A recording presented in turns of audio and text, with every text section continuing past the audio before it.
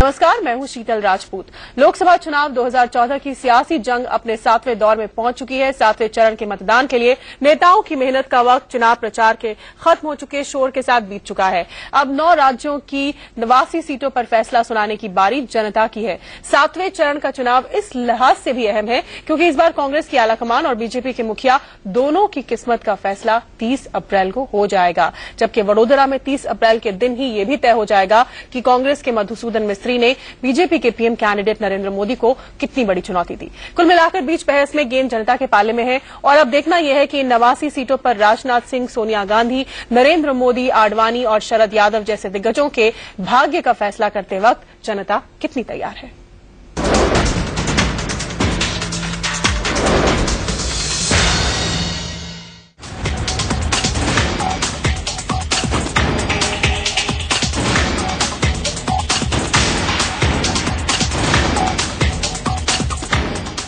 नौ राज्यों की 89 सीटों पर 7वें चरण की वोटिंग के लिए प्रचार का शोर थम गया।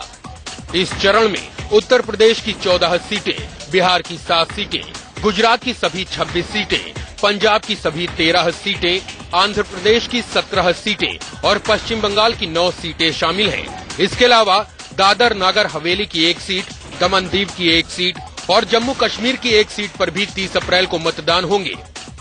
बात करें अगर प्रमुख उम्मीदवारों के किस्मत की, तो इस लिहाज से 7वां चरण उत्तर प्रदेश के लिए काफी अहम माना जा रहा है, क्योंकि इस दौर में लखनऊ से राजनाथ सिंह, रायबरेली से सोनिया गांधी, कानपुर से मुरली मनोहर जोशी और श्री प्रकाश जायसवाल के साथ धौरहरा से जितेंद्र प्रसाद की किस्मत दांव पर है। झांसी से बीजेपी की फायर ब्रांड नेता उमा भारती पर भी 30 अप्रैल को ही फैसला हो जाएगा। बात करें पंजाब की, तो पंजाब की सभी 13 सीटों में जायसवाल के साथ धौरहरा से जितेंद्र प्रसाद की किस्मत दांव पर है। झांसी से बीजेपी की फायर ब्रांड नेता उमा भारती पर भी 30 अप्रैल को ही फैसला हो जाएगा।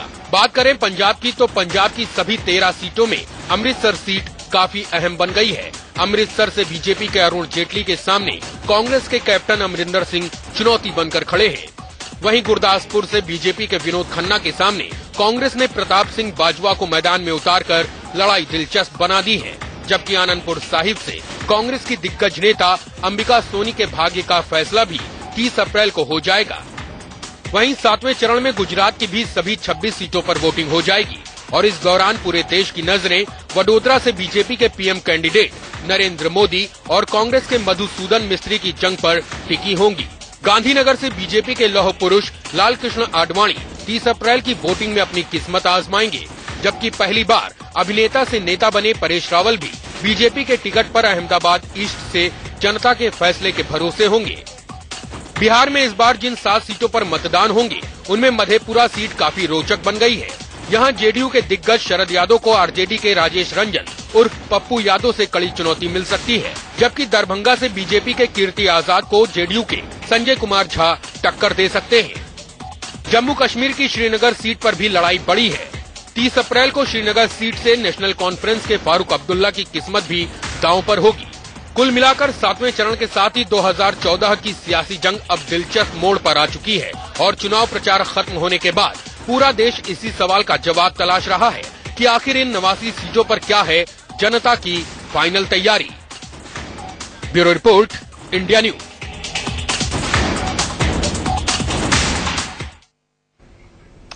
चलिए, हमारे संवाददाता उन तमाम जगहों में मौजूद है जहां पर 7वें चरण में पोलिंग होनी है, मतदान होना है। सबसे पहले चलते हैं मुंबई में, हमारे साथ जुड़ चुके हैं मनीष के साथ। आप देख सकते हैं हमारे साथ रजत राकेश टंडन है, हमारे साथ तमाम हमारे संवाददाता हैं। सबसे पहले मनीष के पास चलते हैं। मनीष, क्या है मूड, जनता क्या कह रही है 7वें चरण की पोलिंग के लिए?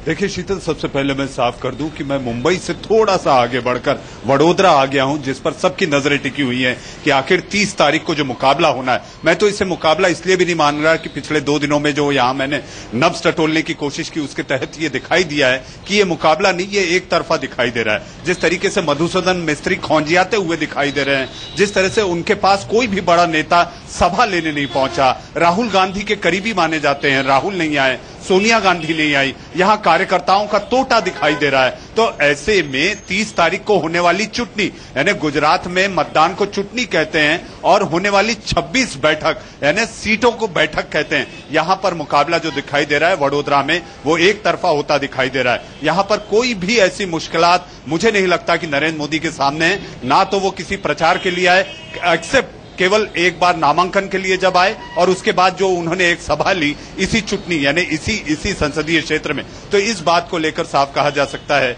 कि यहां मोदी के लिए केवल फर्क इतना ही होगा, उन्हें यही इसी बात का वो है कि वो कितने मतों से यहां से विजयी होते हैं, ये आंकड़ा उनके लिए दिलचस्प साबित होगा। उसके अलावा मुझे नहीं लगता कि यहां मुकाबला या कोई चुनौती मोदी के लिए है। बिल्कुल, वडोदरा में कोई मुकाबला या चुनौती जो है वो नरेंद्र मोदी के लिए मिलती दिख नहीं रही। बस इसी बात को देखना है कि नरेंद्र मोदी जीतते हैं तो कितनी मार्जिन से जीतते हैं। मनीष हमारे साथ वडोदरा से जुड़े हुए हैं, हमारे साथ रजत राकेश टंडन रायबरेली से जुड़ गए। कमोदेश वही स्थिति रजत रायबरेली में भी है, तय है कि किसको जीतना है, बस मार्जिन की बात है। देखिए, थोड़ा सा कल्चर अलग होगा वडोदरा का, रायबरेली का। वडोदरा में एक तरफा है बिल्कुल, लेकिन रायबरेली में ऐसा बिल्कुल है कि सोनिया गांधी चुनाव जीत जाएंगी, लेकिन प्रियंका गांधी को मेहनत ज्यादा करनी पड़ी है जिसमें वोट ऑफ मार्जिन बढ़े। एंटी इनकम्बेंसी ज्यादा है, भाजपा की लहर यहां खुद कांग्रेसी मानते हैं, कांग्रेस में रोष है कांग्रेस को लेकर। तो आप कह सकते हैं कि एक मेहनत करनी पड़ी है प्रियंका गांधी को। आज आखिरी दिन था, आखिरी दिन से पहले जो भी वक्त बचा था प्रियंका गांधी ने रोड शो किया रायबरेली में, लोगों से मिली, महिलाओं से मिली, गले लगाया और अपनी मां सोनिया गांधी के लिए वोट मांगा है। हमारे साथ कानपुर से यतेंद्र जुड़ चुके हैं। यतेंद्र, कानपुर के समीकरण बेहद दिलचस्प होने वाले हैं। मुरली मनोहर जोशी बनारस से शिफ्ट होकर कानपुर पहुंचे हैं। कानपुर से श्री प्रकाश जायसवाल लगातार जीतते चले आए हैं हर चुनाव दर चुनाव। इस बार क्या लग रहा है, वहां की जनता मुरली मनोहर जोशी को एक्सेप्ट कर रही है, और अगर कर रही है तो क्या उनके बूते कर रही है या मोदी लहर के बूते कर रही है, या फिर श्री प्रकाश जायसवाल से कड़ी टक्कर की उम्मीद है?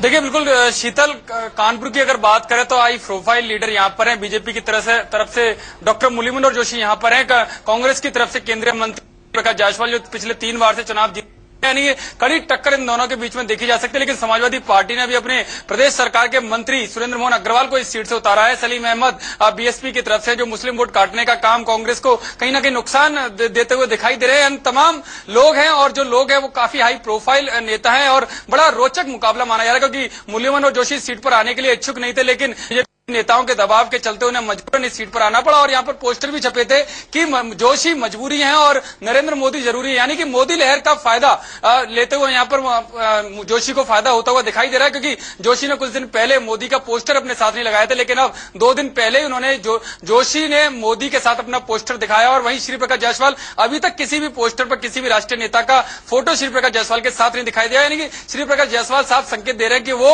अपने को एक बड़ा कद्दावर नेता मानते हैं और अपने दम पर वो चुनाव जीत रहे हैं। मेरे साथ कुछ कानपुर के लोग हैं, उनसे जानने की कोशिश करूंगा, जब आप वोट देने जाएंगे तो क्या मुद्दे आपके जेहन में रहेंगे? सर, हमारे मुद्दे यही हैं कि एक तो जो हमारी बिजली की समस्या, हमारी रोड की समस्या है, हमारे पानी की समस्या है कि हम जिसको वोट दे रहे हैं उससे हमको बिजली, पानी और ये रोड की जो समस्याएं हैं इससे हमको निजात है। जोशी जी यहाँ पर हैं, क्या उनके नाम पर वोट मिलेगा कि मोदी के नाम पर मिलेगा? जोशी जी और मोदी जी दोनों इनके नाम पे वोट मिलेगा, क्योंकि जोशी जी एक बहुत बड़ा नाम है। हमारे देश में कहा गया है अटल, अडवाणी, मुरली मनोहर, यही 3 धरोहर कही जाती है भाजपा की, और इन्होंने भाजपा का निर्माण किया है, इसलिए जोशी जी को वोट दिया जाएगा। मोदी जी का नाम तो बहुत बड़ा है ही है। श्री प्रकाश जायसवाल यहाँ से कई बार सांसद रह चुके हैं, क्या उन्होंने काम किया, क्या या जोशी आए हैं उनसे उम्मीदें?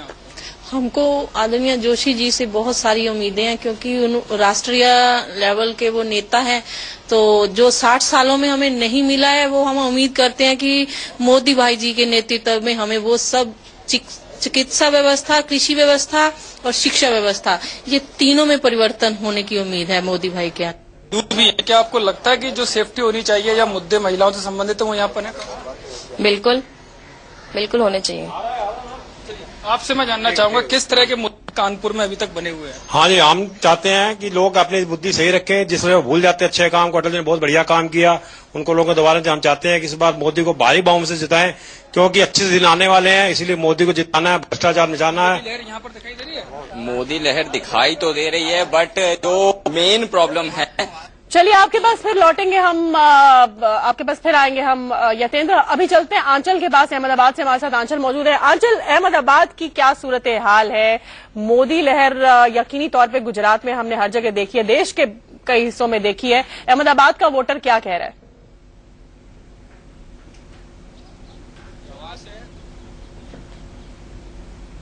शीतल, कुल मिला के देखा जाए हमारे पास कुछ वोटर जरूर जुड़े हुए हैं, लेकिन अंदाजा ओवर कॉन्फिडेंस का बीजेपी के आप इसी से लगा सकते हैं कि कैंपेनिंग से तुरंत कुछ दिन पहले बहुत क्रूशल होते हैं। लेकिन बीजेपी के यहाँ पर नेता जो उतारे गए, पैराशूट से उतारे जाने का उन पर आरोप है। परेश रावल जी वो 4 दिन बाहर थे, एक दिन पद्मश्री अवार्ड लेने गए थे, एक दिन मुंबई अपना वोट कास्ट करने गए थे, एक दिन बताया जाता है रूट कैनाल करने गए थे। इस तरह के रीजंस गिनाए जा रहे हैं। मतलब बीजेपी की तरफ से मान के चलिए समझो हो ही गया टाइप सिचुएशन है। हालांकि हरेन पाठक जो 7 बार के एमपी थे उनको हटाकर परेश रावल जी को उतारा गया। यहां पर मुद्दे क्या हैं? माना जाता है कि खास तौर से वेस्ट में, तो अहमदाबाद वेस्ट में पानी इत्यादि सब आता है, लेकिन ईस्ट में पानी की प्रॉब्लम है, वाटर लॉगिंग, सैनिटेशन, ये सब इश्यूज हैं। तो ये बड़ा मुद्दा रहेगा या मोदी को पीएम बनाना और इसके लिए परेश रावल को वोट देना आपके लिए? नहीं, ऐसा कुछ नहीं है।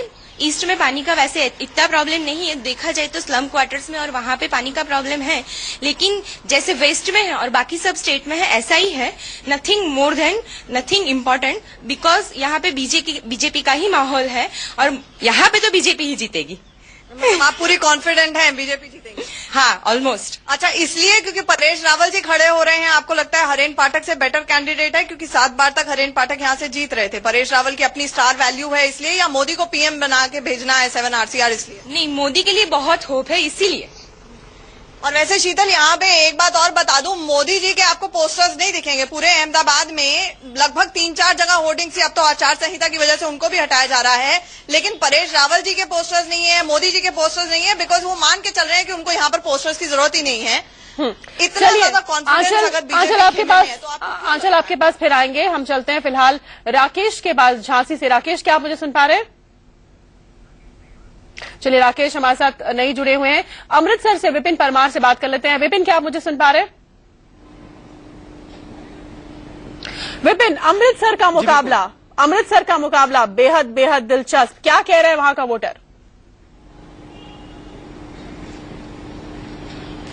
बिल्कुल शीतल, अगर बात करें कहीं ना कहीं बहुत एक रोमांचक मुकाबला अगर अमृतसर के लिए देखने को मिल रहा है, क्योंकि अरुण जेटली और कैप्टन अमरिंदर सिंह, खुद गद्दावर नेता और दिग्गज नेता इस बार उतारे गए। कांग्रेस की तरफ से कैप्टन अमरिंदर सिंह को उतारा गया, वहीं अरुण जेटली भाजपा की तरफ से जो है पहली बार लोकसभा चुनावों में अपनी किस्मत आजमा रहे हैं। जब सीट उनके नाम पर आई थी तो कहीं ना कहीं काफी कॉन्फिडेंट दिखे थे, लेकिन कैप्टन अमरिंदर सिंह का नाम आने के बाद कहीं ना कहीं उलझने बढ़ती दिखाई दे रही है। वोटर्स हमारे साथ हैं, प्रचार का दौर जो है वो थमने जा रहा है। किसको जो है वोट, क्या मुद्दे रहेंगे और किसका कैंपेनिंग अगर बात करें प्रभावशाली रहा है वोट?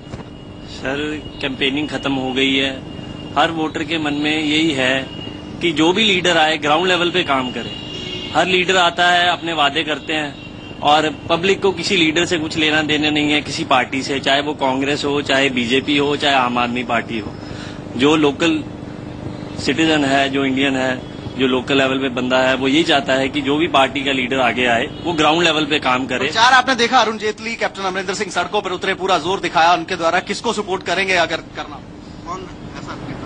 सर, जो काम करने वाला हो हमारा। और भी हमारे साथ लोग हैं, आपसे जानना चाहेंगे। प्रचार का दौर खत्म होने जा रहा है। अगर बात करें अमृतसर सीट की, 2 बड़े नेता इस बार उतारे गए हैं, भाजपा की तरफ से अरुण जेटली और दूसरी तरफ कैप्टन अमरिंदर सिंह। कौन सा नेता ज्यादा प्रभावशाली है? हम तो मोदी जी के साथ हैं और मोदी जी के जो आश्वासन है उनके ही साथ हम लगे हुए हैं। अगर जेटली जी आते हैं और अपने वादों पर खरे उतरते हैं तो बहुत अच्छा है अमृतसर के लिए। जेटली के नाम पर वोट करें या मोदी के नाम? बादल जी को छोड़ दो तो दोनों जी के नाम पे वोट करेंगे, जेटली के भी नाम पे और मोदी के नाम पे। बिल्कुल शीतल, कहीं ना कहीं कन्विंसिंग अगर बात करें अकाली दल बीजेपी गठबंधन की जो सरकार है उसने कहीं ना कहीं अरुण जेटली की दिक्कतें जरूर बढ़ाई हैं। कहीं ना कहीं वोटर सोचने पर मजबूर है। जो पिछले 7 साल से सरकार यहां पर चल रही है, नशों की बात करें, बॉर्डर एरियाज अमृतसर को अगर बात करें, कहीं ना कहीं जो ड्रग ट्रैफिकिंग होती है लगातार, ये बड़ा एक मुद्दा सामने निकल कर आ रहा है और इसी पर जो है प्रचार का दौर लगातार आगे बढ़ाया गया था दोनों नेताओं के द्वारा। अब देखना ये होगा कि 30 अप्रैल को जनता किसकी किस्मत पर मोहर लगाती है। बिल्कुल, चलते हैं मधेपुरा, जहां से हमारे साथ अभिषेक चंद्रा जुड़ चुके हैं। अभिषेक, शरद यादव री इलेक्शन सीख कर रहे हैं यहां से, मधेपुरा का वोटर क्या कहता है? बिल्कुल शीतल, इससे पहले कि मैं लोगों के बीच जाऊं, मैं आपको मधेपुरा की थोड़ी सी पृष्ठभूमि बताना चाहूंगा। वर्ष 1991 से लेकर अब तक शरद यादव 4 बार यहां से सांसद रह चुके हैं। इसके बावजूद भी भारत सरकार के इकोनॉमिकली वीकर डिस्ट्रिक्ट में इस डिस्ट्रिक्ट को शामिल किया जाता है। आज भी यहां पे डेवलपमेंट बिल्कुल नगण्य है। हम जानेंगे यहीं की जनता से कि वो अपने नए एमपी से क्या उम्मीद करते हैं और शरद यादव ने पिछले 4 टर्म में कैसा काम किया है। आप बताइए, आप अपने नए सांसद से क्या उम्मीद करते हैं? हम अपने नए सांसद से उम्मीद करते हैं कि हमारे शहर का विकास हो। आज इस शहर में नाला की परेशानी कितना ज्यादा हो रहा है जिसका कि जवाब नहीं। बिजली का परेशानी ज्यादा हो रहा है, शिक्षा का कमी है और गरीब तबके लोगों को तो बहुत ही ज्यादा परेशानी है। आप बताइए, आपके अभी के एमपी ने क्या काम किया है? अभी तो मेरा इतिहास गवाह है कि ये सीएम से लेके पीएम तक मैं एक छोटा सा उद्योग चला रहा हूं, जिसमें अभी तक कोई ना तो सहारा मिला, ना तो कोई सपोर्ट सामने इंडस्ट्री इन्वेस्टमेंट मिला, जिसके बावजूद मेरे ये नुकसान हुआ है कि किन मुद्दों को ध्यान में रख के परसों वोट करेंगे? मुझे तो ये लग रहा है कि मेरे साथ जो एक हैंडीकैप इंडस्ट्रीज मैन के साथ जब इतना सतोला व्यवहार हुआ तो आम पब्लिक के साथ क्या होगा। इसलिए कि इस अभिषेक एमपी हमें चाहिए जो अच्छे काम करें। अभिषेक ये जो लोग जो आपसे बात कर रहे हैं, जवाब दे रहे हैं, उससे एक सवाल जो मन में आता है वो ये है कि अगर इनको इतनी दिक्कतें हैं, स्थानीय लोगों को इतनी परेशानियां हैं, तो बार बार फिर शरद यादव को क्यों चुनकर लाते हैं? बिल्कुल शीतल, इस बार कहीं न कहीं इन लोगों ने मन बना लिया है कि एक बदलाव उन्हें करना है। इंडिया न्यूज लगातार पिछले 3 दिनों से मधेपुरा के लोगों से गांव-गांव जाकर के मिल रहा है, उनकी बातों को समझ रहा है और कहीं न कहीं शरद यादव से वो बिल्कुल नाखुश है। अब देखना ये होगा कि परसों ये किनको वोट देते हैं, क्योंकि यहां मामला त्रिकोणीय नहीं, बिल्कुल सीधी टक्कर है। आरजेडी के पप्पू यादव और दूसरी तरफ है ये बीजेपी के कुशवाहा जी। ठीक है, चलिए मैं चलती हूँ फिर से एक बार रजत राकेश टंडन के पास जो हमारे साथ रायबरेली से जुड़े हुए हैं। रजत, आपने एक बहुत इंटरेस्टिंग बात कही, दिलचस्प बात कही कि वडोदरा की तरह रायबरेली में मुकाबला पूरी तरह से वन साइडेड नहीं है। अमूमन यही माना जाता है कि रायबरेली अमेठी तो सुरक्षित सीटें हैं कांग्रेस की, वो उनके हाथ से कभी नहीं जा सकती, लेकिन आप कह रहे हैं कि इस बार मामला वन साइडेड नहीं है। इसका आधार क्या? देखिए, मार्जिन की बात कर रहा हूं कि मार्जिन वन साइडेड नहीं होगी। अमेठी में राहुल गांधी के खिलाफ इस समय माहौल है। कुमार विश्वास गांव-गांव गए हैं। स्मृति ईरानी ने जो प्रचार किया है वो आप कह सकते हैं एक जोश के साथ किया है, मोदी की लहर है। आप देखिए, जितना प्रचार प्रियंका गांधी नहीं होगी। अमेठी में राहुल गांधी के खिलाफ इस समय माहौल है। कुमार विश्वास गांव-गांव गए हैं। स्मृति ईरानी ने जो प्रचार किया है वो आप कह सकते हैं एक जोश के साथ किया है, मोदी की लहर है। आप देखिए, जितना प्रचार प्रियंका गांधी रायबरेली और अमेठी में इस बार कर रही हैं, आज से पहले उन्होंने कभी नहीं किया। प्रचार किया लेकिन घर घर जाके नहीं किया। प्रियंका गांधी ने आज जो रोड शो किया, एक पब्लिक से मिलने की कोशिश करी और लगातार इस बात को समझाने की कोशिश करी कि गांधी परिवार ने रायबरेली का विकास किया है। एक डर है गांधी परिवार को भी कि जो एक लहर है नरेंद्र मोदी की, कहीं ऐसा ना हो कि सीट जीते लेकिन मार्जिन अगर कम हो जाएगी तो उस जीत का कोई फायदा नहीं होगा। उसी मशक्कत में है प्रियंका गांधी कि रायबरेली और अमेठी में जो मार्जिन है उससे अगर ना बढ़ा पाए तो कम से कम पिछले चुनाव के मुकाबले उसको मेंटेन किया जा सके। चलिए, मार्जिन जो है वो एक बड़ा साख का सवाल यहाँ हो चुका है। एक बार फिर अमृतसर चलते हैं विपिन परमार के पास। विपिन, जैसे कि हमने चर्चा की कि अरुण जेटली और सामने कैप्टन साहब हैं, एक तरफ जमीन से जुड़े हुए भूमिपुत्र हैं, दूसरी तरफ अरुण जेटली हैं जो जनता के बीच जाकर पहली बार इस तरह से चुनाव लड़ रहे हैं। तो अरुण जेटली को अगर लोग चुनकर लाते हैं, उनको वोट मिलते हैं, तो वो नरेंद्र मोदी की लहर के चलते होगा या फिर पिछले कई दिनों से वहां कैंप कर रहे हैं, उन्होंने काफी काम किया है, लोगों के साथ में मिले जुले हैं? देखिए, कहीं ना कहीं जब अरुण जेटली यहाँ के लिए उम्मीदवार घोषित किए गए थे, उनके ऊपर यह आरोप लगा था कि वे बाहरी हैं। उनके द्वारा 1.5 करोड़ का घर अमृतसर में भी खरीदा गया। अमृतसर के वोटर से ही जानते हैं कि क्या वे अरुण जेटली को वोट डालेंगे या फिर मोदी को वोट डालेंगे। आपसे जानना चाहूंगा, अरुण जेटली यहाँ पर आए हैं, किसके नाम पर वोट करेंगे? मोदी के नाम पर वोट करेंगे या अरुण जेटली के नाम पर वोट करेंगे? बॉस, ये तो नहीं बताऊंगा मैं किस पे वोट कर रहा हूँ, क्योंकि दैट्स माय सीक्रेट। और ये कह सकता हूँ कि जो अमृतसर को सुधार पाए, वो अब अमृतसर थोड़ा डेवलपिंग सिटी है फिलहाल, तो ये नहीं कह सकता डेवलप्ड है। डेवलपिंग में अभी अगर जो हमें यहाँ पे अच्छी डेवलप हर कोई चीज दे सके, हॉस्पिटल, स्कूल्स, कॉलेजेस अच्छे दे सके, मैं उसे वोट करूंगा। अब आप क्या कहना चाहेंगे? हम तो कैप्टन अमरिंदर सिंह जी को वोट देंगे।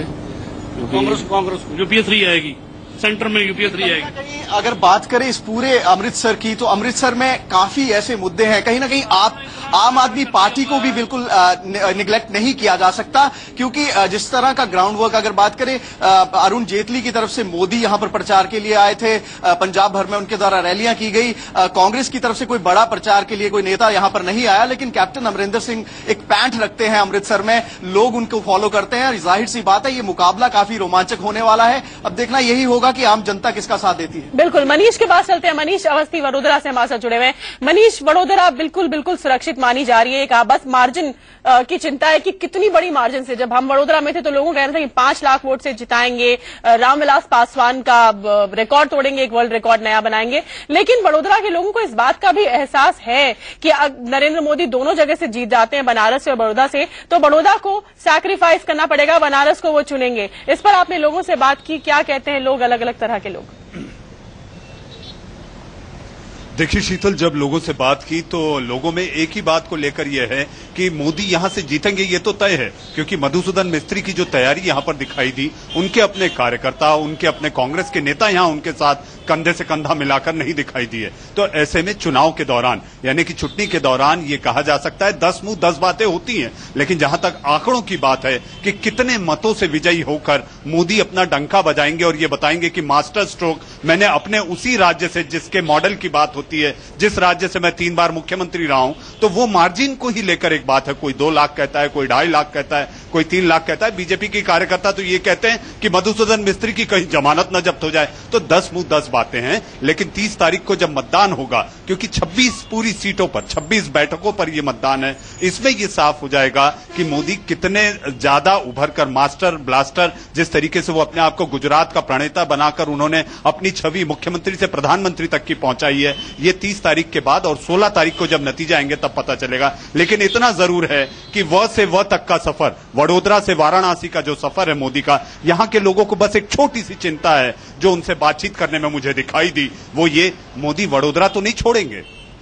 अच्छा, चलिए, खैर ये ऑप्टिमिज्म है। ये सवाल, एक सवाल और मेरा आपसे मनीष, और फिर वही सवाल मैं आंचल से भी पूछूंगी क्योंकि वो भी अहमदाबाद में, गुजरात में। मनीष, गुजरात में क्योंकि सारी सीटें पोल पर जा रही हैं 30 तारीख को, 26 की 26 सीटें, तो क्या है वहां पे एनालिसिस, आंकलन, जो राजनीतिक विश्लेषक हैं या स्थानीय लोग हैं कि बीजेपी कितना बरकरार रख पाएगी, कांग्रेस को कितना मिलता हुआ दिख रहा है, मतलब क्या एनालिसिस, एनालिस्ट क्या बोलते हैं कि इस लहर का क्या पूरी लहर दिखाई देगी गुजरात में? हमने कुछ रोज पहले जब बात की थी बीजेपी के लोगों से, उनका कहना था कि मोदी लहर है तो गुजरात तो पूरा हम ही स्वीप करेंगे, तो क्या ऐसा आपको दिख रहा है?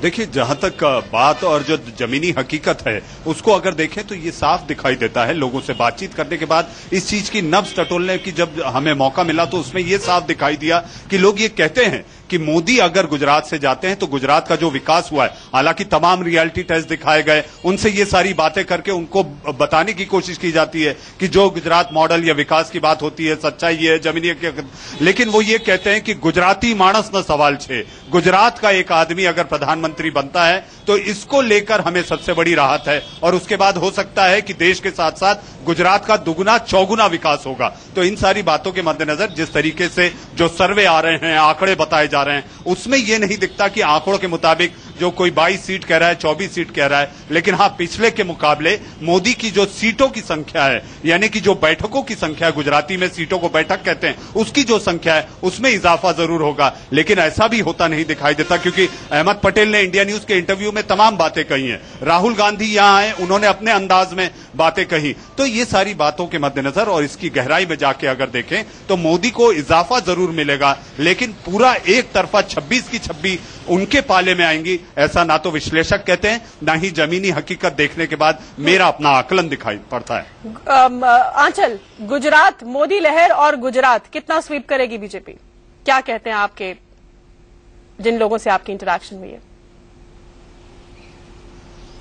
देखिए शीतल, अगर पिछली बार के मुकाबले देखा जाए, पिछली बार 15 और 11 का आंकड़ा था, 15 बीजेपी 11 कांग्रेस। हमेशा से ही पैटर्न रहा है गुजरात में कि असेंबली में भले ही पिछले लगातार कितने साल से विधानसभा चुनावों में लगातार मोदी की लहर हो, बीजेपी जीतती आ रही हो, लेकिन जब लोकसभा चुनाव होते हैं तो मामला 50-50 नहीं तो 60-40 के करीब रहता है। हालांकि इस बार जो यहाँ पर विश्लेषकों से हमारी बात हुई, उनका कहना है कि ये कोई डाउट की बात नहीं है, कोई इसमें शक शुबा नहीं है कि बीजेपी की टैली इंप्रूव होगी, लेकिन 26 की 26 जो मिशन 26 कहा जा रहा है वो कम से कम पूरा बीजेपी का नहीं हो सकता, क्योंकि कांग्रेस की कुछ सीटें हमेशा से ही पक्की हैं। और खास तौर से जिस तरह से अभी मनीष भी कह रहे थे, जो जहन में आम गुजराती की बात आती है वो ये कि मोरारजी देसाई के बाद हमें अगला पीएम बनाना है। और मोदी ने ये जो कार्ड खेला है ये बहुत अच्छी तरह से गुजरात में खेला है कि आप कैंडिडेट्स के लिए वोट नहीं कर रहे हैं, आप मोदी फॉर पीएम के लिए वोट कर रहे हैं। आप जब वोट कर रहे हैं वो सीधा मेरे को पीएम बनाने के लिए वोट दे रहे हैं, जो गुजराती मानस अच्छी तरह से अब समझ गया है। शीतल, बिल्कुल, आप हमारे सभी संवाददाताओं का हमसे बात करने के लिए धन्यवाद। तमाम इन जगहों पर हमारी नजर रहेगी। आपने देखा किस तरह 7वें चरण में कई हाई प्रोफाइल लोग जो हैं वो मैदान में हैं, हाई प्रोफाइल सीटों पर मतदान होना है। इनसे जुड़ी एक एक खबर हम आपको इंडिया न्यूज पर दिखाएंगे। आप देखते रहिए इंडिया न्यूज।